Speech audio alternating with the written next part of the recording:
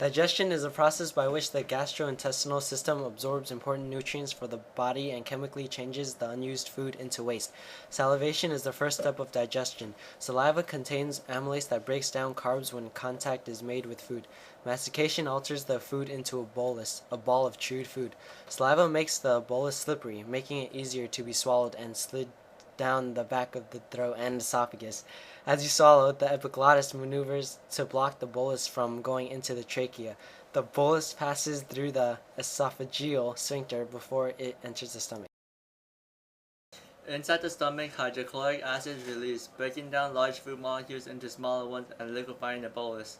The stomach's main function is digestion. It does this by storing the food we eat, breaking down the food into a liquidy mixture called chyme, and slowly empties the liquid mixture into the small intestine. What you see here is a piece of the small intestine. The small intestine is lined with a heavily folded inner mucosa and small finger-like projections called villi. The microvilli enable digested food to enter the bloodstream.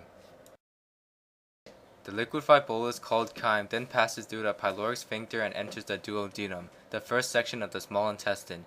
Here is where enzymes are released from the pancreas, liver, and gallbladder to further break down the chyme into smaller particles that can be easily absorbed and used by the body. The jejunum is the next portion of the small intestine, and it has a lining which is specialized in the absorption of carbohydrates and proteins. The proteins have been broken down in the stomach by enzymes called pepsin and acid into amino acids.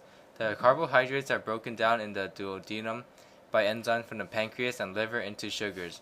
Fats are broken down in the duodenum by lipase from the pancreas into fatty acids. The last part of the small intestine is the ileum, which absorbs vitamin B12 and bile salts and leftover products of digestion that were not yet absorbed by the jejunum. Chyme can travel up through to 20 feet of small intestine before it passes through the ileocecal valve to enter the large intestine. Very little of the digestion occurs in the large intestine, but it houses good bacteria that help break down some foods that we can't.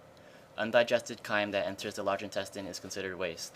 The waste becomes more and more solid as it passes through the large intestine, because water is continuously reabsorbed from the waste. If your intestines absorb too much water, you become constipated, and if they don't absorb enough water, you get diarrhea. Waste collects in the end of the large intestine, otherwise known as the rectum, until the brain signals for it to be expelled from the body.